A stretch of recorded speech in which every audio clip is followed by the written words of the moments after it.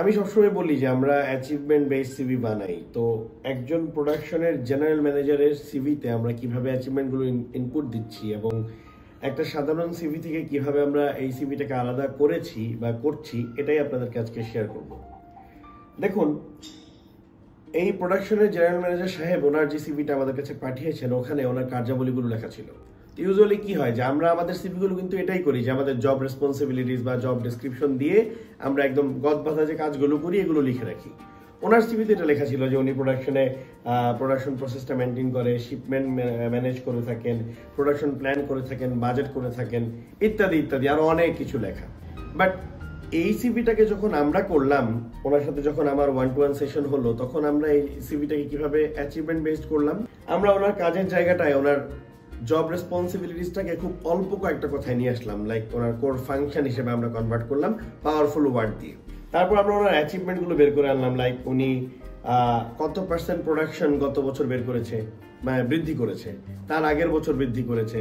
তো দেখা গেছে যে ওনার সাথে ইন্টারভিউর মাধ্যমে আমি বের করলাম যে উনি 2020 থেকে 2021-এ 20% প্রোডাকশন ইনক্রিজ করেছে, আর 2021 থেকে 2022-এ 25% প্রোডাকশন ইনক্রিজ করেছে। সো এটাকে আমরা অ্যাভারেজ করেছি। তো গত 2 বছরে উনি গড়ে 22.5% প্রোডাকশন বৃদ্ধি করেছে। এটা কিন্তু ওনার সিভিতে চলে আসছে।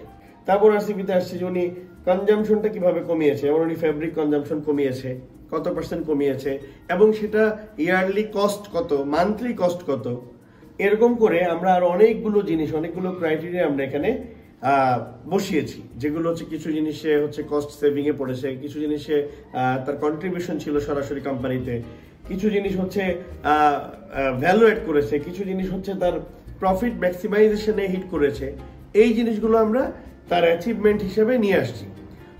এখন কি হবে, এই সিভিটা দ্বারা উনি যখন অ্যাপ্লাই করবেন অন্য একটা কোম্পানিতে, এবং সেই কোম্পানির ম্যানেজমেন্ট, ওনার বা রিক্রুটার যারা এই সিভিটা হাতে নিবে, তারা দেখবে যে উনি ওনার প্রিভিয়াস অর্গানাইজেশনে ওনার এত কোটি টাকার শুধুমাত্র কস্ট সেভিং বা এক্সপেন্স সেভিং এ কন্ট্রিবিউশন ছিল, ওনার প্রোডাকশন এতটুকু বৃদ্ধি করেছিল উনি, ওনার প্রফিট ম্যাক্সিমাইজেশনে ওনার এতটুকু কন্ট্রিবিউশন ছিল বা ভ্যালু অ্যাড করেছে উনি কোম্পানিতে, উনি কয়েকটা পলিসি ডেভেলপ করেছে, উনি আবার ওনার কিছু জুনিয়র টিম মেম্বারকে লিডারশিপ রোলে নিয়ে আসছে। সো এই জিনিসগুলো আমরা কিন্তু সিভিতে নিয়ে আসছি।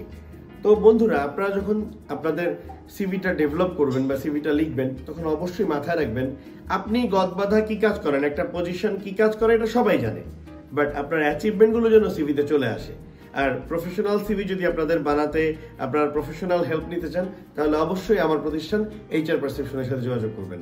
Thank you so much.